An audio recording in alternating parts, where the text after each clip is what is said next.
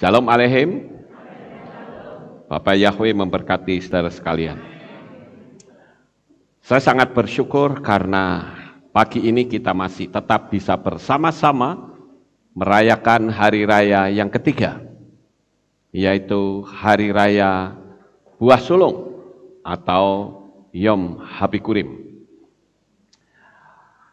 Dari 3 hari itu, saudara-saudara, kita dihadiri oleh beberapa jemaat, baik yang ada di kota ini maupun dari beberapa jemaat, baik Nganjuk, Semarang, Jakarta, Solo, Surabaya, dan Jogja. Kita bersyukur Bapak Yahweh memberikan kesempatan untuk mereka bisa bersama-sama mengikuti ibadah kita di tempat ini. Kita kemarin sudah merayakan Hari Raya Roti Tidak Beragi. Saya bersyukur karena jemaat hadir cukup banyak, saudara-saudara. Ada sekitar 600-an orang. Dan saya bersyukur karena ibadah perjamuan kudus kita itu setahun sekali dan orang bisa tetap mengikutinya. Pada pagi ini, saudara-saudara, kita akan mendengarkan firman Tuhan yang pagi ini mengambil tema, lihatlah Yeshua penyelamat Israel, pujilah dia. Tadi kita sudah menyanyikan pujian. Hine Yeshua, Yeshuat Yisrael, hinehu halelu. Itulah teks dalam bahasa Ibrani. Sekarang yang perlu kita mempertanyakan adalah, kenapa kok bangsa Israel? Kenapa bukan bangsa-bangsa lain saja? Kenapa dikatakan penyelamat Israel? Bapak Ibu yang terkasih, kalau dipertanyakan kenapa harus Israel, maka tidak seorang pun yang bisa menjawab sepandai apapun orang itu berteologia. Karena hak prerogatif untuk menyelamatkan itu adalah bukan manusia, tetapi Sang Pencipta sendiri, yaitu Bapa Yahweh. Jadi kalau dipertanyakan kenapa sih harus Israel? Kenapa bukan bangsa lain? Kenapa bukan kita? Yaitu hak prerogatif Tuhan. Kita nggak bisa untuk mengatakan kenapa bukan saya. Namun demikian, saudara-saudara, kita perlu bersyukur.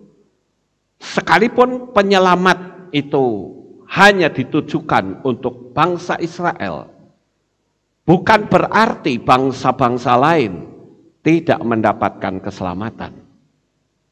Selama ini orang berpikir bahwa dalam perjanjian lama itu tidak ada bangsa lain yang diselamatkan. Saya katakan keliru. Kalau kita melihat di dalam firman Tuhan di kitab Bereshit atau Kejadian pasal 17 ayat 10 sampai 13, maka di sana sangat jelas sekali bahwa bangsa-bangsa lain itu pun di perjanjian lama, atau saya menyebut kitab Tanakh. Kalau kitab Kejadian, Bereshit itu adalah kitab Torah. Maka saya katakan bahwa bangsa-bangsa lain pun tetap mendapatkan hak untuk memperoleh keselamatan. Namun yang diprioritaskan itu adalah bangsa Israel. Dan Abraham itu adalah bapa leluhur, bapa dari segala orang beriman. Lalu yang dipertanyakan, bagaimana bangsa lain itu bisa mendapatkan keselamatan? Kalau kita lihat di kitab Bereshit atau Kejadian 17 ayat 10 sampai 13, saya bacakan. Inilah perjanjianku yang harus engkau pelihara antara aku dan engkau dan benihmu sesudah engkau. Setiap laki-laki di antara kamu harus disunat, dan kamu harus disunat kulit khatanmu, dan hal itu telah menjadi suatu tanda dari perjanjian antara aku dan kamu. Dan seorang anak laki-laki berumur 8 hari haruslah disunat olehmu, yaitu setiap laki-laki dalam generasimu yang lahir di rumah atau yang dibeli dengan uang dari semua bani lain yang bukan dari benihmu. Ia yang lahir di rumahmu dan dia yang dibeli dengan uang harus disunat. Dan perjanjianku akan ada di dalam dagingmu sebagai perjanjian yang kekal. Jadi bangsa-bangsa lain pun itu bisa mendapatkan keselamatan, yaitu dengan bergabung masuk dalam keluarga Bapak Abraham. Dan di situ ada perjanjian yang disebut perjanjian darah dengan disunat. Bapak Ibu Saudaraku yang terkasih, kita perlu melihat tentang Yeshua sebagai penyelamat Israel. Siapakah Yeshua itu? Tidak lain, Yeshua adalah Bapak Yahweh sendiri, Sang Pencipta sendiri yang turun ke dalam dunia ini dalam wujud manusia. Kalau kita bersama-sama tadi sudah menyanyi, Hine Yeshua, Yeshua Israel. Lihatlah Yeshua penyelamat Israel.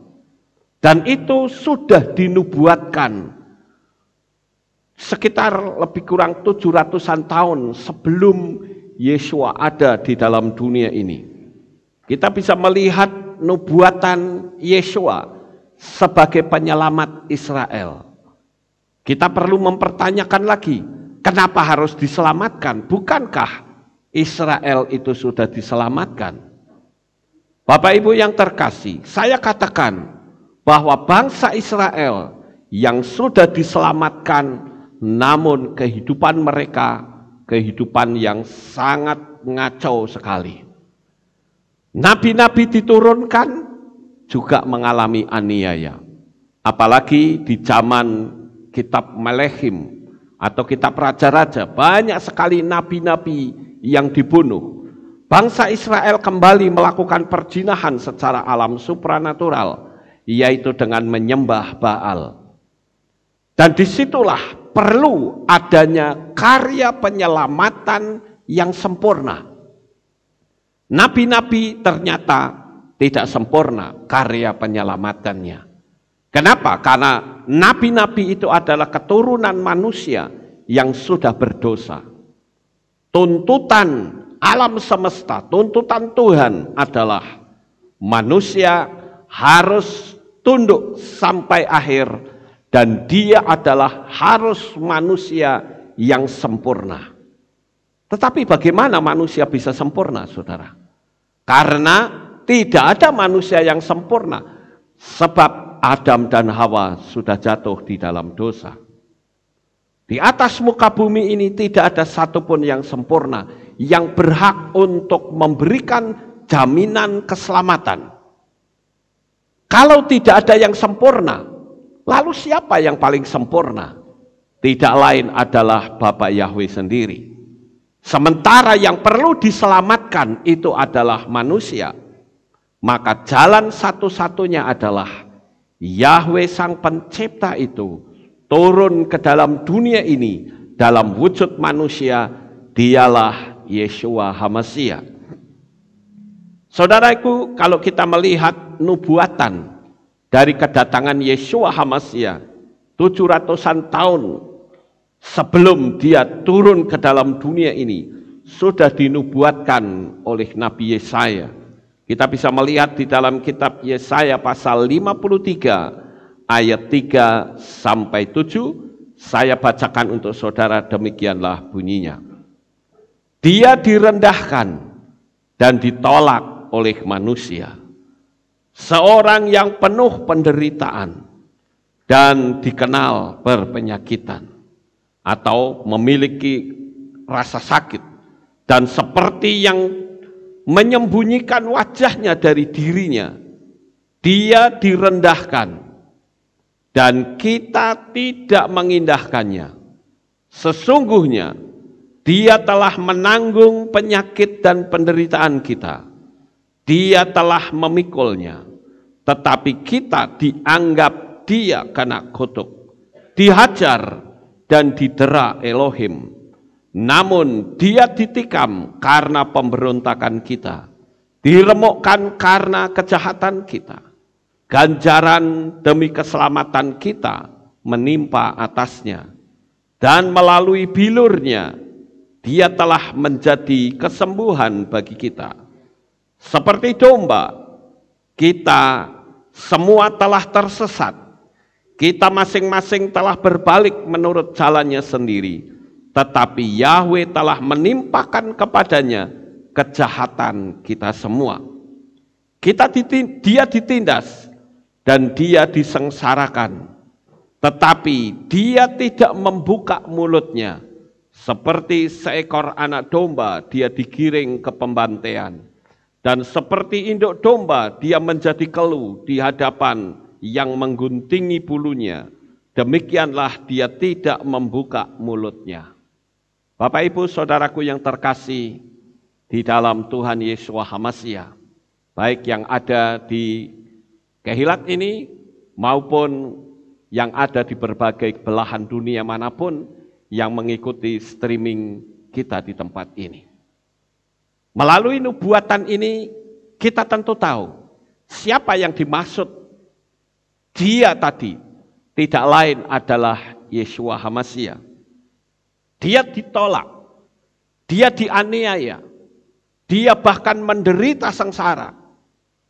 Sampai dikatakan dia mengalami sakit yang luar biasa. Sakit yang dimaksud di situ bukan seperti yang diterjemahkan di ILT ini, ada sedikit yang kurang tepat, yaitu kata berpenyakitan. Nanti konotasi orang sakit demam, sakit bisul, sakit apa. Yang disebut sakit di situ adalah sakit ketika dia didera, sakit ketika dia dianiaya, diludahi, dipukul, dicambuk, bahkan sampai dipaku tangan dan kakinya. Itulah Yeshua, saudara. Makanya kalau kita menyanyi pujian, lihatlah Yeshua penyelamat Israel. Ini adalah satu arahan di mana kehidupan kita sebagai anak-anak Bapa Yahweh, kita orang-orang goyim. Kalau zaman dulu orang harus bergabung ke keluarga Abraham baru selamat. Yaitu ketika dia bergabung melakukan perjanjian darah, orang selamat. Sekarang ketika Yeshua sudah datang ke dalam dunia ini, maka kita pun orang-orang goyim harus bergabung dalam keluarga Israel. Kita harus mempercayai bahwa Yeshua itu adalah Yahweh sendiri yang turun ke dalam dunia ini dalam wujud manusia. Lalu perjanjiannya di mana? Perjanjiannya adalah ketika kita dimeterai, dibaptis di dalam nama Bapa Yahweh, dalam nama Adonai Yeshua HaMasyiah dan Roh Kudus. Oleh karena itu, saudara, kita perlu bertanya pada diri kita masing-masing. Waktu kita menjadi orang percaya, kita dibaptis dalam nama siapa? Ini yang terpenting. Materi kita dikatakan, lihatlah Yeshua penyelamat Israel. Benarkah waktu dulu kita termeterai dalam nama Yahweh dan Yeshua? Kalau kita belum termeterai atas nama Yahweh dan Yeshua serta Roh Kudus, lalu pertanyaannya, kita dulu dimeterai dalam nama siapa? Tentu di luar nama itu disebut nama yang asing.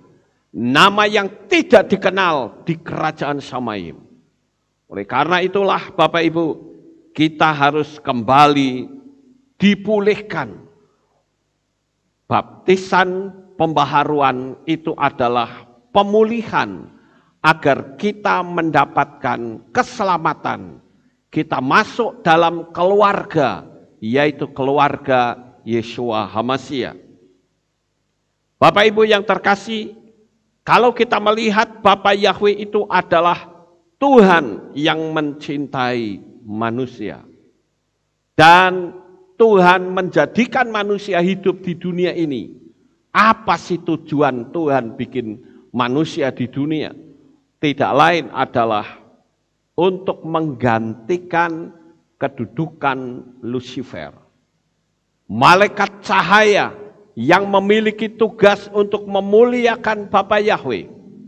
Tetapi ternyata malaikat-malaikat cahaya itu dia memberontak, bahkan ingin menguasai yang maha tinggi. Lucifer, malaikat cahaya itu akhirnya dibuang ke dalam dunia ini. Dan kita dijadikan Tuhan justru di dalam dunia. Jadi kalau begitu Bapak Ibu, Tuhan jelas-jelas dengan kata lain dia hendak berkata kepada kelompok rombongan besar malaikat cahaya itu. Tuhan hendak berkata, kamu memberontak kepadaku? Silahkan, sekarang aku bikin makhluk yang lain, yaitulah manusia, yang dibuat dari tanah. Tetapi manusia itu diberikan keistimewaan, karena kehidupan manusia sendiri adalah kehidupannya Bapa Yahweh. Karena pada waktu Adam dijadikan, firman Tuhan mengatakan, Bapa Yahweh menghembuskan nafas hidup ke dalam hidungnya. Sehingga manusia itu bisa hidup dan hidupnya itu sama dengan Bapa Yahweh. Makanya Tuhan katakan, baiklah kami menjadikan manusia menurut rupa dan gambar kami. Kita semua Bapak Ibu, saudara dan saya dan dimanapun saudara berada, posisi saudara itu sama dengan posisi Tuhan. Makanya Rabi Shaul atau Rasul Paulus mengatakan kepada Timotius sebagai manusia Elohim. Wujudnya manusia, tetapi di dalam diri manusia itu ada roh Elohim. Ada Roh Kudus yang membimbing di dalam perjalanan kehidupan kita. Bapak Ibu Saudaraku, sejak pertama kali manusia jatuh di dalam dosa, maka Tuhan sudah menubuatkan akan datangnya Yeshua HaMasyiah. Di dalam kitab Beresyit pasal 3 ayat yang ke-15 dikatakan, dan aku akan mengadakan permusuhan antara engkau dengan wanita ini, dan antara keturunanmu dengan keturunannya. Dia akan meremukkan kepalamu, dan engkau akan meremukkan tumitnya. Siapakah yang dimaksud dari keturunan perempuan atau wanita ini? Tidak lain adalah Yeshua HaMasyiah, pahlawan kita. Kita tidak perlu berdarah-darah. Kita tidak perlu masuk neraka. Kita tidak perlu berurusan dengan api yang menyala-nyala. Karena Yeshua sudah menggantikan kita semua. Bapak Ibu yang terkasih, kalau kita bersama-sama merayakan Hari Raya Buah Sulung, itu sebetulnya adalah gambaran dari Yeshua yang sulung, yang bangkit. Dan itu adalah kemenangan kita sebagai umat manusia. Apalah artinya kita percaya kepada satu pribadi yang mati dan tidak pernah bangkit. Kalau kita melihat dari kitab Beresyit sampai kitab Gilyahna, dari kitab Kejadian sampai kitab Wahyu, ada banyak sekali nabi-nabi. Tapi semua nabi itu mati dan tidak pernah bangkit kembali. Hanya Yeshua HaMasyiah yang disebut sebagai nabi yang terakhir. Kenapa saya katakan demikian? Karena Yeshua berkata, akulah Alef wa Tau. Di dalam bahasa Yunani, akulah Alfa dan Omega, yang awal dan yang akhir. Jadi Yeshua adalah yang terakhir. Setelah itu tidak ada lagi, saudara. Dan kita bersyukur kepada Tuhan karena keselamatan sudah Tuhan berikan secara mutlak. Kalau kita melihat di dalam kitab Lukas pasal 9 ayat 21. Seharusnya lah anak manusia menderita banyak hal dan ditolak oleh para tua-tua dan imam-imam kepala serta para ahli kitab dan dibunuh dan dibangkitkan pada hari yang ketiga. Israel seharusnya bersukacita karena ada penyelamat yang khusus untuk bangsa Israel. Orang-orang goyim tinggal nebeng saja. Tetapi sayang sekali saudara, orang Israel ternyata menolak Yesua. Yang lebih parah lagi justru adalah ahli-ahli Taurat dan orang-orang Farisi yang katanya dia ngerti, pinter Torah. Dia pun sebetulnya paham betul kenapa sampai ahli Taurat dan orang Farisi menyewa tentara untuk menjaga kubur Yesua. Yang berarti sebetulnya orang-orang Farisi, ahli Taurat itu paham bahwa Yesua betul-betul akan bangkit. Itu sebabnya dia berusaha dengan cara manusianya. Kubur itu dijaga, kubur itu disegel, tetapi kekuasaan Bapa Yahweh tidak bisa diintervensi oleh kekuatan manusia manapun juga. Melalui kebangkitan Yesua, Bapak Ibu, menjadi suatu tolak ukur bahwa setelah kita percaya kepadanya, tidak ada perkara yang mustahil. Kalau hari ini kita sering mendengar ada orang yang mati, sulit bisa dibangkitkan.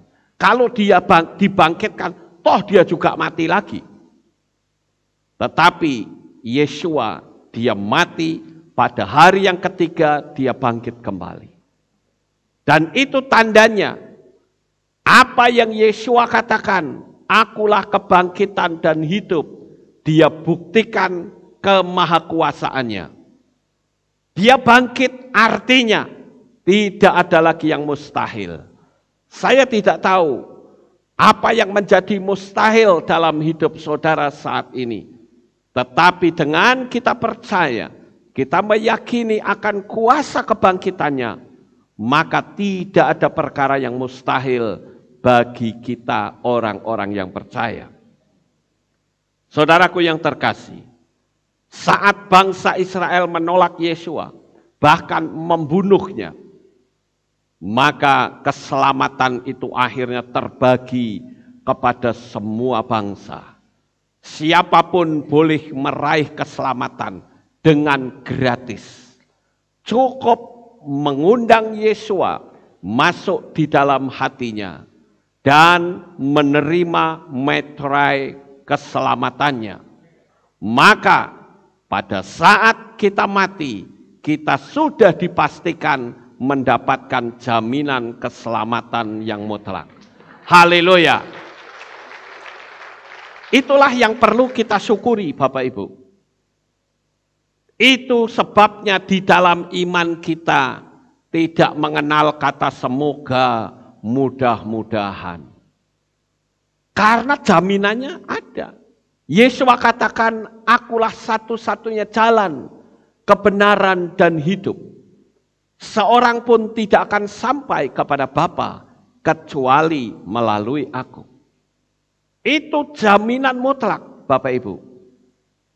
Oleh karena itulah setan berusaha untuk menggagalkan karya keselamatan kita. Tetapi hari-hari terakhir ini kita selalu harus melihat Yesua sang penyelamat, Yesua sang guru agung kita. Kita perlu menjalani kehidupan yang sama dengan Yesua. Kita terus berusaha. Karena kalau saya berkata kita akan mencontoh Yesua, orang selalu berkata, mana bisa? Yesua itu kan sempurna. Kita kan tidak sempurna. Itu sebabnya Tuhan katakan, hendaklah engkau menjadi sempurna sama seperti Bapamu yang di sorga. Yang di Samayim adalah sempurna. Jadi untuk kita menjadi pelaku Torah, tidak lain adalah kita harus melihat Yesua sebagai Torah kehidupan. Bapak Ibu yang terkasih, kalau kita lihat juga di dalam kitab Yohanan atau Yohanes pasal 19 ayat 14 dan 15. Dikatakan, dan hari itu adalah persiapan Pesa, dan kira-kira jam ke-6 dia berkata kepada orang-orang Yahudi itu, lihatlah rajamu. Namun mereka berteriak, enyahkan, enyahkan, salibkan dia. Pilatus berkata kepada mereka, haruskah aku menyalibkan rajamu? Imam kepala itu menjawab, kami tidak mempunyai raja selain Kaisar. Wah, ini jahat sekali saudara-saudara. Dia ahli Torah yang dia ngerti di dalam Torah itu ada nubuatan tentang Yesua, ditolak. Maka sebetulnya kalau kita mau pertanyakan, kesalahan Yesua sampai dia dihukum mati itu apa sih? Saya sering bertanya kepada teman-teman Kristen yang lain. Saya tanya, Yesua itu sebetulnya salahnya di mana? Ada yang berkata, ya karena dia pamornya lebih tinggi. Orang lebih tertarik sehingga ahli Taurat dan orang Farisi itu tersaingi. Saya katakan salah pendapat seperti itu. Pendapat yang paling benar adalah kenapa Yesua sampai dihukum mati? Karena dia mengaku bahwa akulah Yahweh. Dikatakan akulah dia. Firman Tuhan, Yesua berkata, kamu akan mati dalam dosamu. Kalau kamu tidak percaya bahwa akulah dia. Siapakah yang dimaksud dia itu? Tidak lain adalah Bapa Yahweh. Maka dari ayat itu jelaslah, Yesua itu bukan pribadi yang lain. Dia adalah pribadi Yahweh sendiri yang turun ke dalam dunia ini. Bapak Ibu saudaraku yang terkasih. Oleh karena itu saya katakan bahwa menurut teologi Ibrani, istilah Tritunggal itu tidak tepat. Karena Tritunggal itu selalu berkata pribadi yang berbeda. Tetapi saya katakan Yesua itu adalah pribadi Yahweh sendiri. Ada yang mengatakan bahwa Yesua bukan Yahweh. Kenapa? Karena Yesua berdoa kepada Bapa Yahweh. Ya karena dia tidak mengerti dunia alam roh. Tapi untuk mendapatkan penjelasan sebetulnya gampang saudara. Kalau Yahweh itu ehad. Saya mau tanya dengan saudara, tolong dijawab dengan tegas. Yahweh itu maha kuasa atau tidak? Maha kuasa. Tegas ya Bapak Ibu. Nah sekarang dengan kemahakuasaannya bisa nggak dia menjadi sejuta fenomena? Bisa, bagus sekali. Jadi kalau dia bisa menjadi sejuta fenomena, berarti untuk dia menjadi tiang awan dan tiang api, tentu saja bisa, amin. Kalau saudara lihat bangsa Israel ada di padang gurun, ada tiang awan yang menutup seluruh perkemahan Israel seperti payung raksasa. Apakah itu awan secara alamiah? Tidak. Kalau awan secara alamiah, pasti umurnya mungkin 10 menit hilang, kena angin saudara. Tetapi ini adalah fenomenanya Bapa Yahweh sendiri. Bapa Yahweh menjadi tiang awan, dan kalau malam hari dia menjadi tiang api. Bapa Yahweh juga pernah menjadi fenomena tangan yang menulis di dinding kerajaan Belsasar. Bapa Yahweh juga pernah turun ke dalam dunia ini dalam wujud manusia ketika dia menolong 3 orang pemuda Hananya, Misael, Azaria, yang dikenal sebagai Sadrah, Mesah, dan Abednego, itu adalah fenomena Bapa Yahweh. Tetapi di antara semua fenomena itu, yang paling istimewa adalah ketika dia turun ke dalam dunia ini dalam wujud manusia, tetapi dia dilahirkan seperti manusia pada umumnya. Itulah yang saya katakan, Bapa Yahweh bisa menjadi sejuta fenomena. Kalau tidak bisa berarti kalah dong dengan Sun Gokong, saudara. Kalau saudara sering membaca komik, saudara ada siluman kera yang bernama Sun Gokong. Kalau dia dikeroyok oleh 100 orang, dia bisa menggandakan diri menjadi 100 orang. Makanya saya katakan, bisa nggak Bapak Yahweh menjadi sejuta fenomena? Bisa. Pertanyaan yang berikutnya, bisa nggak dia berdialog dengan fenomenanya sendiri atau fenomenanya yang berbicara dengan dia? Bisa nggak? Bisa. Kalau tidak bisa berarti Bapak Yahweh bukan Maha Kuasa. Makanya saya katakan Bapak Ibu, bahwa kita sebagai anak-anak Tuhan, kita tahu bahwa Yesua itu adalah Yahweh sendiri. Makanya dia berkata, kamu akan mati dalam dosamu kalau kamu tidak percaya bahwa akulah Dia, akulah Yahweh. Itulah alasannya kenapa ahli Taurat dan orang Farisi menghukum mati Yesua. Karena dianggap Yesua itu menghujat Sang Pencipta. Orang-orang Farisi dan ahli Taurat tidak tahu bahwa Dia adalah memang Sang Pencipta itu sendiri. Jadi kalau Yesua sudah menyelamatkan umat manusia, betapa bahagianya kita, saudara. Kita tidak perlu melihat ke yang lain. Lihat sajalah Yesua, Sang Penyelamat Israel. Sesuai dengan tema kita pada pagi ini. Anugerah itu dilimpahkan kepada kita sekalian sebagai orang-orang goyim, yaitu saudara dan saya. Sekarang yang menjadi pertanyaan yang pertama adalah, apa yang sudah kita lakukan untuk membalas kasih-Nya? Ya dong Bapak Ibu, kalau kita memang sedang berjalan menuju ke neraka, tiba-tiba ada seseorang yang menyeret kita keluar dari jalur menuju ke neraka itu. Dan orang itu menunjukkan, kamu terus ke sana, binasa kamu.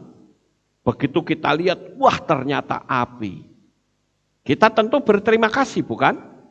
Kita tentu bersyukur, bukan? Kita juga akan berkata, Tuhan, aku akan mengabdi kepadamu. Aku akan melayani Engkau. Aku akan lebih sungguh-sungguh lagi karena Engkau sudah menyelamatkan aku. Jadi pertanyaan pertama, apa yang sudah kita lakukan untuk Tuhan? Pertanyaan ini perlu dipertanyakan pada diri kita masing-masing. Dan Tuhan itu paling suka adalah saat kita membawa jiwa-jiwa baru datang kepada Bapa Yahweh. Ada banyak orang yang sampai hari ini ketika menyebut Yahweh saja dianggap sesat. Tetapi sayangnya mereka kok panggil dengan berkata haleluya. Mereka tidak tahu bahwa haleluya itu artinya pujilah Yahweh. Karena haleluya itu artinya pujilah. Yah itu adalah kependekan dari Yahweh. Jadi haleluya itu artinya pujilah Yahweh. Tetapi Yahweh malah ditolak. Sungguh aneh fenomena ini Bapak Ibu.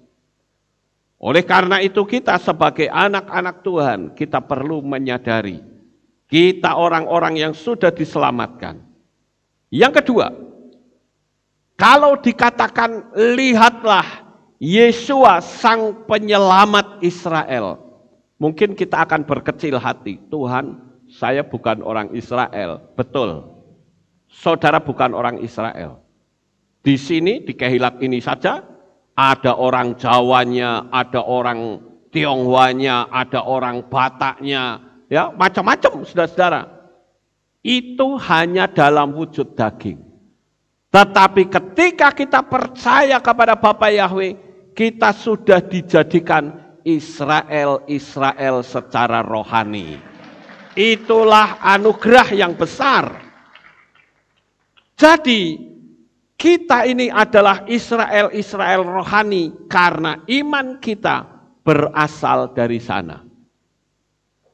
Iman kita bukan dari India. Iman kita bukan dari Arab. Iman kita bukan dari Cina. Iman kita bukan dari Yunani. Tapi iman kita berasal dari Israel. Jadi layaklah jikalau kita perlu melurus-luruskan hal-hal yang tidak ada dalam kitab suci. Kita harus luruskan Bapak Ibu. Kalau saya melihat ya, ada banyak hal yang sebetulnya tidak pernah ada dalam kitab suci, tetapi dilakukan. Contoh, kita sering melihat ada orang masuk neraka katanya setan yang menyiksa. Ya kan? Banyak kesaksian-kesaksian di mana-mana. Emangnya setan bisa menyiksa manusia di neraka? Kok enak sekali? Enak dong jadi setan. Ya? Di dunia bisa ganggu orang, setelah orang mati masih nyiksa orang lagi. Padahal kitab suci mengatakan setanlah yang disiksa. Lalu pertanyaannya, siapa yang menyiksa? Ya keadaan tempat itu. Yang membuat setan itu kepanasan karena api neraka. Jadi itu tidak pernah ada, tetapi dipercaya. Yang kedua, yang tidak pernah ada ketika orang-orang Kristen berdoa tangannya selalu dikatopkan, ditutup. Betul nggak Bapak Ibu? Ayo coba di mana-mana, saudara yang ada di berbagai belahan dunia, yang sedang mengikuti streaming saya. Kalau saudara berdoa bagaimana? Begini atau begini? Ayo. Tidak pernah ada dalam kitab suci kita yang berdoa tangannya ditutup. Tidak pernah ada. Tapi kok orang melakukannya, lalu sumbernya dari mana? Ya nggak tahu, itu sumber dari luar otomatis. Dan kita harus mengabaikan sumber dari luar. Dan yang ketiga, saudara, kata Allah sebagai generic name atau generic name. Dan bahkan kata Allah itu juga dijadikan personal name. Padahal kata Allah itu dalam pola Ibrani tidak pernah ada. Ini yang paling parah, sampai baptisannya pun dalam nama itu, saudara. Sehingga orang jadi bingung, sebetulnya ini apa? Apakah Kristen atau Krislam? Orang jadi bingung, Bapak Ibu. Yang tidak ada dalam kitab suci, yaitu apa? Natal. Yesua lahir tanggal 25 Desember. Tunjukkan di mana ayatnya. Enggak ada, saudara-saudara. Loh, enggak ada kok diimani. Enggak ada kok dilakukan. Unik sekali ya agama Kristen itu, saudara-saudara. Makanya kita perlu luruskan itu. Tapi kalau diluruskan katanya sesat. Sing bener, sing salah. Kan aneh itu. Makanya saya katakan apa? Kesalahan kalau diberitakan terus-menerus akan dinyatakan sebagai kebenaran. Makanya kalau saya bertanya, mana ayatnya Yesua lahir 25 Desember? Enggak ada. Tapi kalau Yesua lahir persis di hari raya Sukkot, saya bisa membuktikannya. Amin. Haleluya. Itu jelas Bapak Ibu. Terus apalagi yang tidak ada dalam kitab suci? Jumat Agung, tepat sekali. Jumat Agung enggak ada. Yang ada adalah Pesah. Ya kan? Tapi pas buah sulungnya tidak ada, diganti pesa. Lah kualik-kualik, saudara-saudara. Aneh bukan? Lah kok diimani? Nah, itu kan lucu. Kemudian Tritunggal, itu tidak pernah ada. Bapa Yahweh itu adalah ehad atau satu. Tetapi Bapa Yahweh bisa menjadi sejuta fenomena. Sekalipun sejuta fenomena, apakah itu berarti sejuta pribadi? Tidak, pribadinya tetap satu. Gampang sebetulnya Bapak Ibu. Nah, pada saat pagi hari ini, kita bersama-sama melihat bagaimana karya Tuhan yang luar biasa. Kita kembali di sini saudara, bahwa kita adalah Israel secara rohani, karena iman kita berasal dari sana. Makanya tema kita adalah, lihatlah Yesua sang penyelamat Israel. Nah, kita menjadi Israel rohani. Lalu yang menjadi pertanyaan kembali, benarkah kita berada pada posisi murid-murid Yesua? Atau posisi ahli Torah dan orang Farisi yang justru menolak Yesua? Yang kerjanya cuma nyinyir saja. Saudara tahu nyinyir? Ya, nyinyir itu artinya orang yang tukang ngegosip, orang yang tukang ngomentari negatif, itu nyinyir namanya, saudara. Ya. Kemudian jika kita benar berada di pola yang kita imani, kenapa sekarang kita melihat banyak orang yang kecewa kepada Tuhan? Lalu pertanyaannya, di mana sebetulnya iman mereka? Banyak orang yang tidak tahu bahwa kita mendapatkan keselamatan secara mutlak. Itu ibarat seperti seseorang yang mendapatkan harta. Bapak Ibu Saudara yang terkasih, saya akan naikkan satu ilustrasi cerita. Dikisahkan ada orang yang sangat kaya raya. Dan pada hari ulang tahunnya, mengingat orang kaya ini sudah berusia lanjut. Orang kaya ini memanggil pegawai-pegawainya. Dan pada waktu itu di hari ulang tahun orang kaya ini, dia kumpulkan pegawainya, yaitu satpam, tukang kebun, juru masak, dan anak yang memelihara hewan. Mereka duduk dalam satu kursi banyak dan satu meja yang besar. Orang kaya ini berkata demikian, hari ini adalah hari ulang tahun saya. Dan saya akan memberikan hadiah. Dia keluarkan uang beberapa gepok, saudara. Dan sebuah kitab suci. Lalu dia panggil satpam.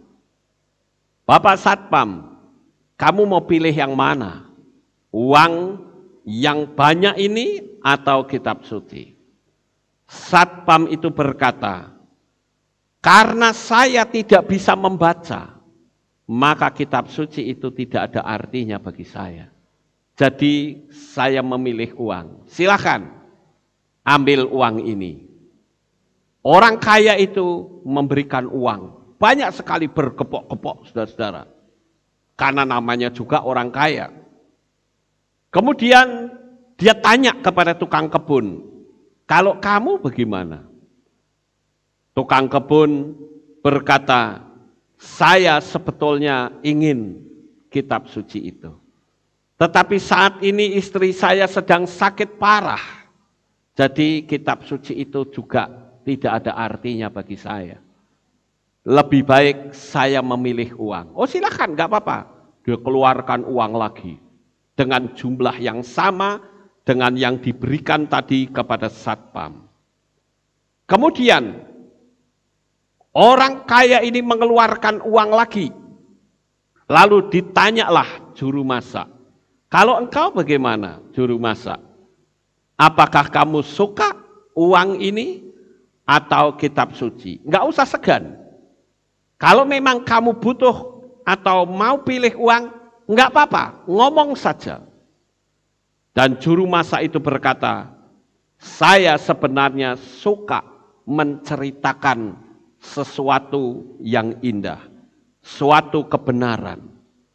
Tetapi karena saya itu sibuk, kesibukan saya sampai membaca majalah saja, saya tidak sempat. Apalagi disuruh membaca kitab suci. Jadi bagi saya kitab suci enggak akan berguna. Jadi saya tak milih uang saja. Mari silahkan ambil uang ini. Lalu orang kaya ini bertanya kepada anak yang memelihara hewan. Orang kaya ini tahu bahwa anak muda ini dia dari golongan orang miskin. Lalu orang kaya berkata, anak muda, aku yakin engkau juga akan memilih sama seperti pegawai-pegawaiku yang lain. Dia akan memilih uang. Ternyata anak muda ini, dia tidak memilih uang. Dia katakan, saya akan memilih kitab suci.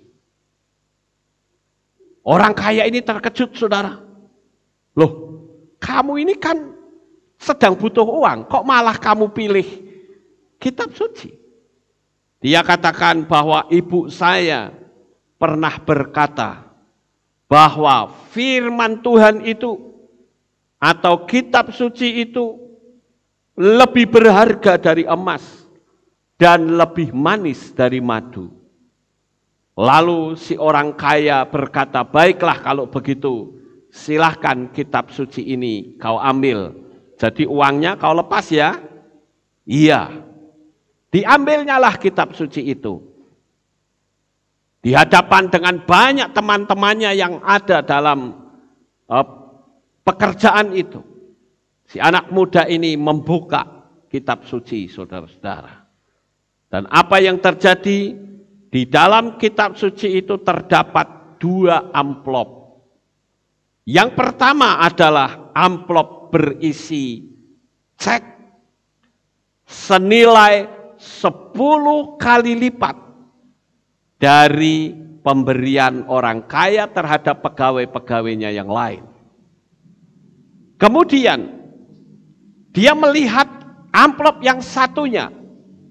Di situ tertulis tulisan tangan dari orang kaya itu. Dia katakan bahwa siapapun yang memilih kitab suci ini akan mewarisi seluruh harta kekayaan yang aku miliki. Saudaraku yang terkasih, kisah ilustrasi ini berhenti sampai di sini. Tetapi kita bisa melihat makna filosofi di balik cerita ini, saudara.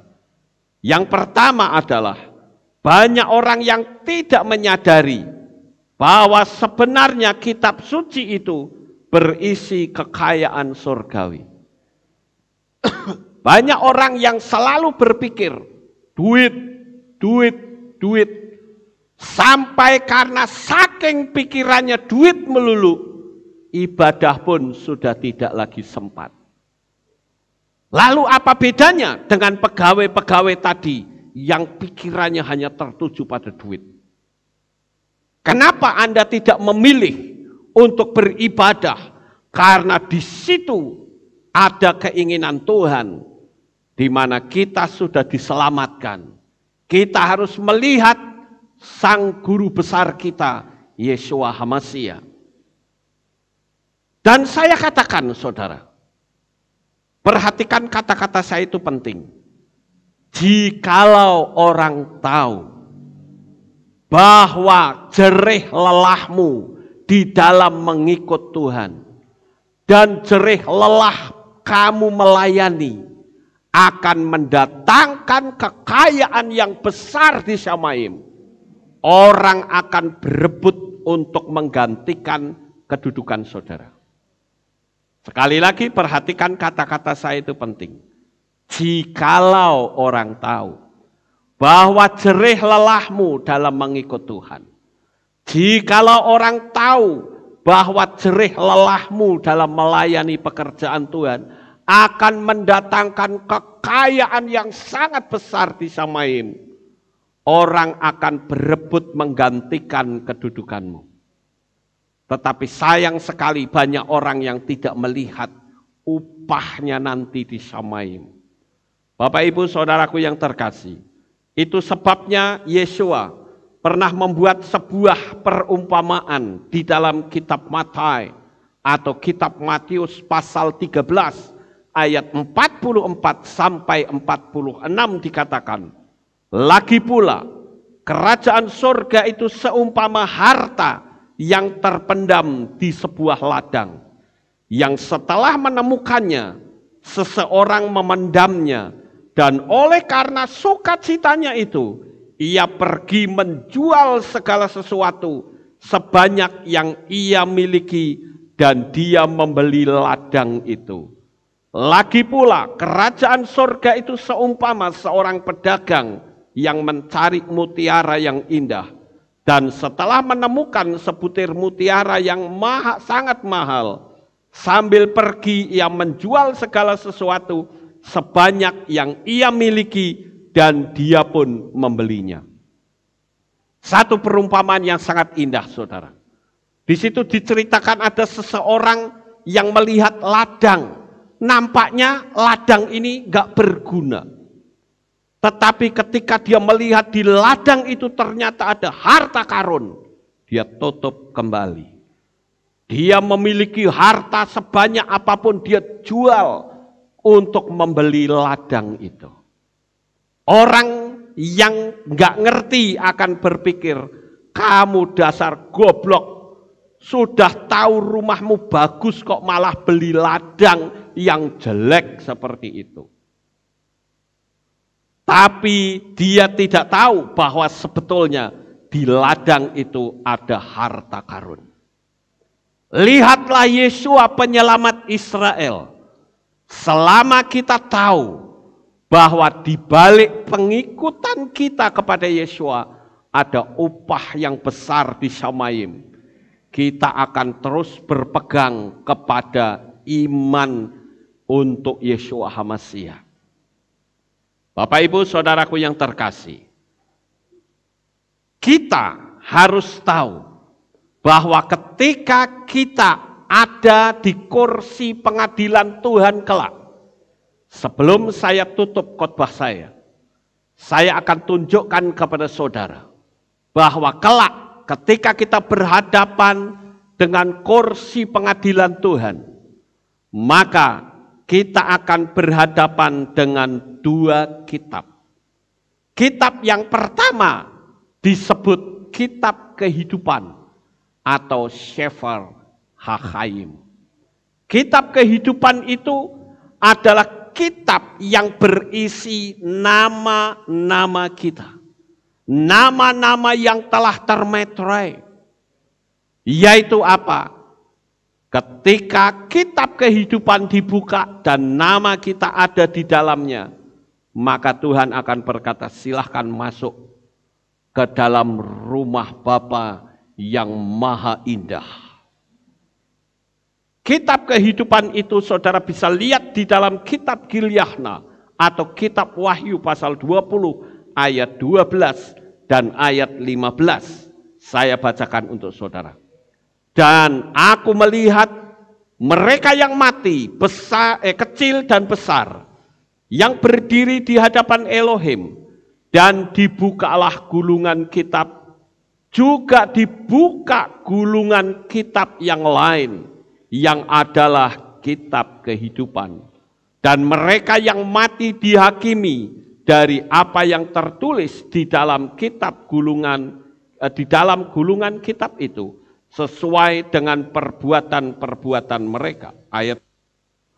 Dan jika seseorang tidak didapati tertulis di dalam kitab kehidupan itu, ia dilemparkan ke dalam lautan api.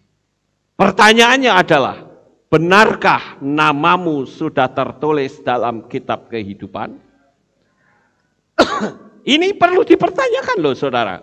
Benar nggak nama saya sudah tertulis dalam kitab kehidupan? Jalani hidup ini sesuai dengan firman Tuhan, yakinlah namamu akan tercantum abadi dalam kitab kehidupan itu. Haleluya. Sekarang kitab yang kedua yang perlu saudara lihat, yaitu kitab peringatan, atau dalam bahasa Ibrani disebut Sefer Zakaron. Sefer Zikaron. Sefer Zikaron itu adalah kitab peringatan. Kitab peringatan itu isinya apa, saudara? Kitab peringatan itu berisi tentang catatan-catatan perbuatan baik dan yang menghormati nama Yahweh. Dan itu ada di dalam kitab Malachi atau kitab Maleakhi pasal 3 ayat 16. Di sana dikatakan kemudian orang-orang yang takut akan Yahweh akan berbicara bersama masing-masing kepada sesamanya, dan Yahweh memperhatikan dan mendengarkannya. Dan sebuah kitab peringatan, perhatikan kata kitab peringatan, telah tertulis di hadapannya bagi mereka yang takut akan Yahweh dan bagi mereka yang menghormati namanya. Yang menghormati nama Yahweh dan menghargai serta mengikutnya. Nama saudara, kehidupan saudara semua tertulis dalam kitab Zikaron atau Sefer Zikaron.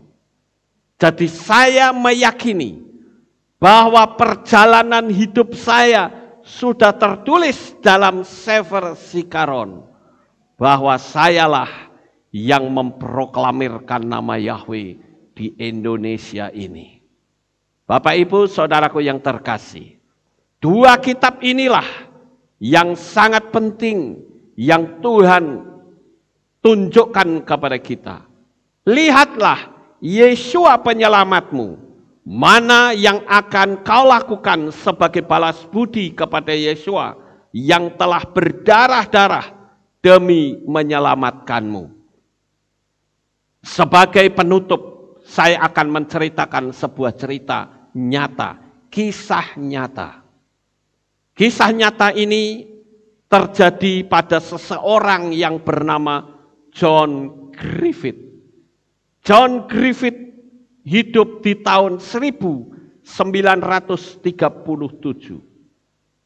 Dia bekerja sebagai pengendali jembatan kereta api di sungai Mississippi, Amerika Serikat. Dan saudara lihat, John Griffith ini setiap kali ada kapal yang lewat, dia akan menarik tuas dan jembatan itu akan naik dan kapal akan lewat. Pada suatu hari, anak yang satu-satunya yang dimiliki oleh John Griffith, dia sedang bermain-main di daerah tempat di mana jembatan itu naik dan turun. Tuasnya sedang dinaikkan karena ada kapal yang lewat. Tetapi tidak berapa lama dia melihat ada asap kereta api, yang berarti kereta akan lewat. Dan saudara tahu, anak dari John Griffith ternyata ada di bawah jembatan itu. John Griffith mengambil sebuah tindakan. Apa yang harus dia lakukan? Akankah dia tarik tuasnya sehingga turun dan kereta bisa lewat? Tetapi resikonya anak satu-satunya mati kejepit jembatan tersebut. Atau dia biarkan tuas itu tidak ditarik sehingga jembatan tetap berada naik ke atas. Yang tentunya kalau dibiarkan, seluruh penumpang kereta akan mati kecebur sungai di Mississippi itu. Ada sebuah pilihan yang berat, saudara. Diturunkan tuasnya, anaknya yang mati. Dibiarkan, seluruh orang di dalam kereta dia akan mati. Apa yang akan diambil oleh John Griffith? John Griffith dia berpikir, kalau aku biarkan seluruh penumpang kereta akan mati, tapi kalau aku turunkan anakku yang mati, tetapi dia tahu ini adalah pekerjaan yang harus dia laksanakan. Dia harus menyelamatkan begitu banyak orang, sehingga dengan berat hati John Griffith turunkan tuasnya dan anak itu mati kejepit jembatan yang turun ke bawah. Kereta bisa lewat. Seluruh penumpang kereta itu selamat, tapi anaknya sendiri mati kejepit di situ. Bapak Ibu Saudara yang terkasih, sebuah cerita yang nyata, kisah nyata yang tragis. Tapi ada satu kisah nyata yang hebat yang Bapa Yahweh telah lakukan, yaitu dia korbankan putranya yang tunggal, yaitu Yeshua HaMasyiah harus mati di atas kayu salib untuk menyelamatkan saudara dan saya. Kita orang-orang berdosa, kaum pemberontak, diselamatkan oleh karena kasih dari Bapa Yahweh yang membiarkan Yeshua mati, tetapi engkau hidup selama-lamanya. Haleluya. John Griffith pun seperti itu, saudara. Hatinya susah. Padahal kalau kita mau menyelidiki, di dalam gerbong kereta itu pasti banyak orang yang karakternya egois. Banyak orang yang sikapnya pemarah. Banyak orang yang tukang nyinyir. Banyak orang yang berhati dengki dan iri. Bahkan ada juga orang yang memberontak kepada Tuhan. Tetapi John Griffith harus merelakan kematian anaknya. Sama seperti Bapa Yahweh, dia rela Yeshua mati. Tapi lihatlah sang penyelamat Israel yang mati dan bangkit kembali, yang hari ini kita rayakan dari kuasa kebangkitannya, yaitu hari raya hari raya buah sulung. Dan hari ini saya katakan saudara semua, baik yang ada di tempat ini maupun di berbagai belahan dunia manapun, engkau yang percaya kepada Bapa Yahweh di dalam Yeshua HaMasyiah sudah dipastikan mendapatkan jaminan keselamatan. Sukses besar untuk saudara.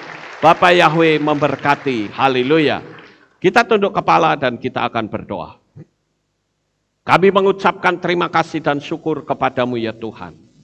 Pada saat pagi hari ini, kami bersama-sama telah mendengarkan renungan firman-Mu. Biarlah apa yang kami renungkan kami boleh tanamkan di dalam hati kami.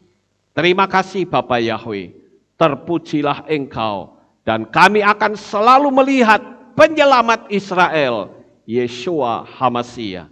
Di dalam nama Adonai Yeshua HaMasyiah, kami sudah berdoa. Semua yang percaya berkata, amin. Haleluya.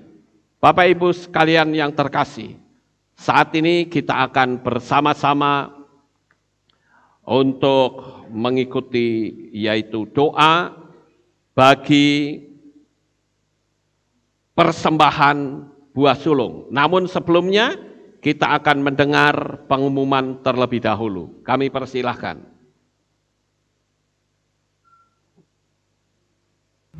Shalom. Kami berharap jemaat dalam keadaan diberkati Bapa Yahweh.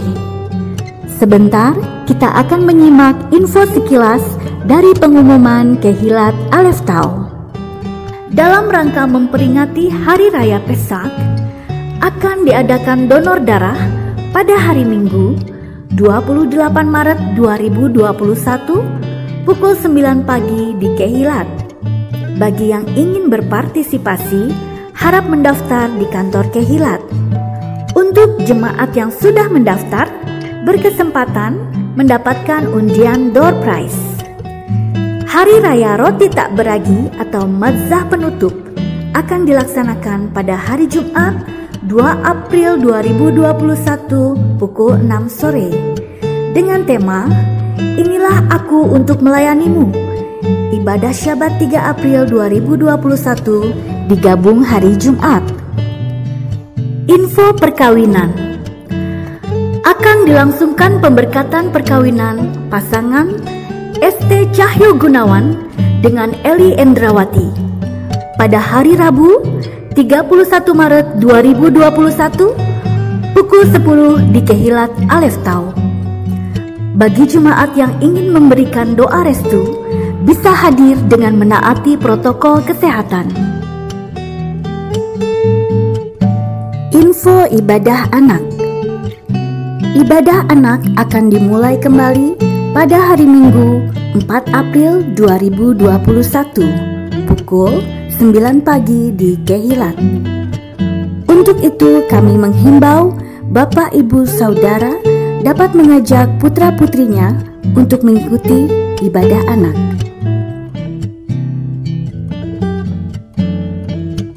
Demikianlah pengumuman untuk minggu ini. Sukacita melimpah bagi saudara semua. Bapak Yahweh memberkati. Ya, itulah pengumumannya. Sekarang Bapak Ibu kita akan bersama-sama berdoa untuk persembahan buah sulung dari saudara sekalian. Bagi saudara yang belum punya kesempatan untuk memberikan persembahan sulung, kami berikan kesempatan saat ini. Kenapa?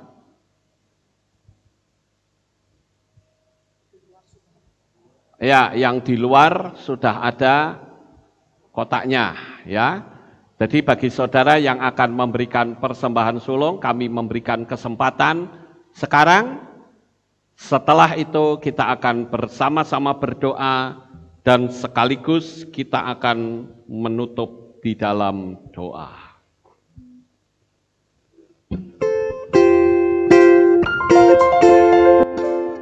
Ya, sambil menunggu kita akan naikkan pujian ini, Yesua.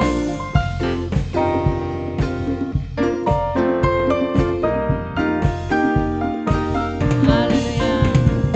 Ini Yesua, Yesua Israel ineu. Haleluya. Ini Yesua ribona olam ineu.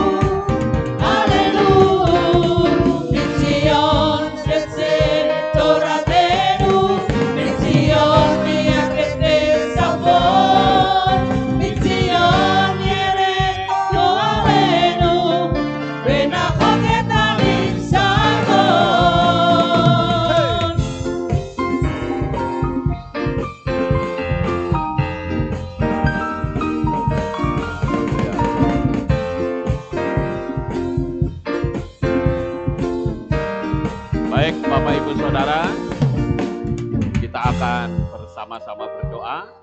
Bisa minta tolong untuk dibawa peti kotaknya ditaruh di sini supaya kita bisa bersama-sama berdoa. Ya, tolong angkat taruh sini ya.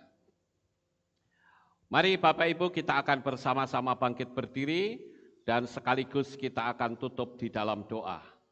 Sekarang arahkan tangan saudara ke depan sini dan kita akan sama-sama berdoa. Minta tolong yang ini taruh sini ya. Mari kita akan bersama-sama berdoa. Maha besar ya Bapa Yahweh, Tuhan semesta alam, pencipta langit dan bumi. Bapa Yahweh yang kami kasihi, di dalam nama Adonai Yeshua HaMashiach, saya berdoa di hadapan berkat-berkat yang Bapa Yahweh berikan melalui anak-anak-Mu di tempat ini, untuk meluaskan pekerjaan Bapa Yahweh. Oleh karena itu Tuhan, kami berdoa untuk semua persembahan sulung yang anak-anak-Mu berikan kepada Engkau melalui kami semua anak-anak-Mu. Oleh karena itu saya berdoa di dalam nama Bapa Yahweh, dalam nama Adonai Yeshua HaMashiach dan di dalam Roh Kudus, diberkatilah semua buah tangan, buah kasih mereka, sehingga buah sulung ini menjadi berkat bagi pekerjaan-Mu. Dan kami percaya Bapa Yahweh akan membalas dengan berkat-Mu yang semakin berlimpah. Sekali lagi kami katakan dalam nama Bapa Yahweh, diberkatilah seluruh persembahan sulung ini, dan diberkatilah tangan-tangan yang sudah memberikannya dengan kasih kepadamu. Bagi mereka yang belum memiliki kemampuan, biarlah di tahun depan mereka pun bisa memberikan persembahan sulung untuk pekerjaan-Mu. Terima kasih ya Bapa Yahweh. Inilah doa syukur yang kami naikkan kepadamu. Dan kami percaya Bapa Yahweh memberkati kami semuanya. Terima kasih Tuhan.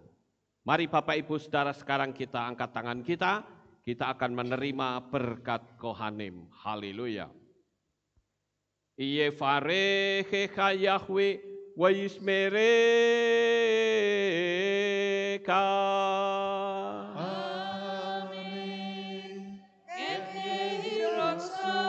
Yair Yahweh panau eleka, wihuneka.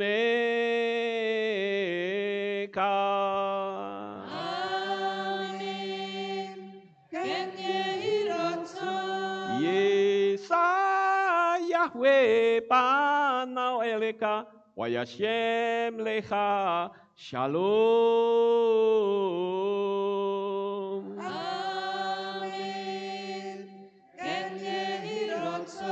Baruk atabair ufaruk atabasadeh. Engkau akan diberkati di kota dan kau akan diberkati di ladang. Amin. Baruk peribitne kau friat mat kau fri fahem teka shekar ala peka westerot soneka.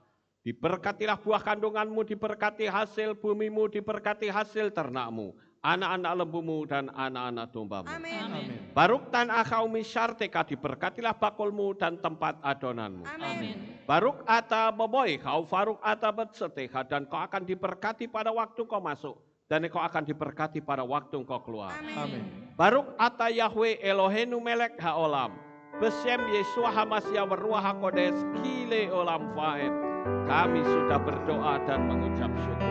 Haleluya. Amin.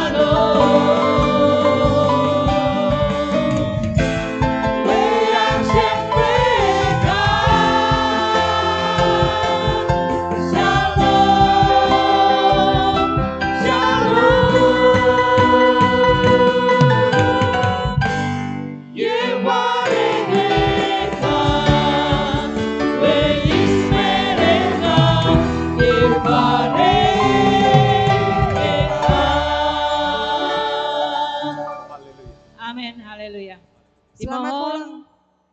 Bapak Ibu Saudara jangan berjubel ya saat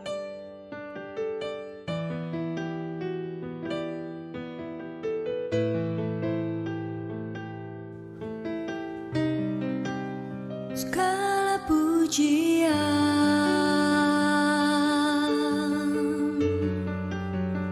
hanya untuk-Mu Tuhan, segala kehormatan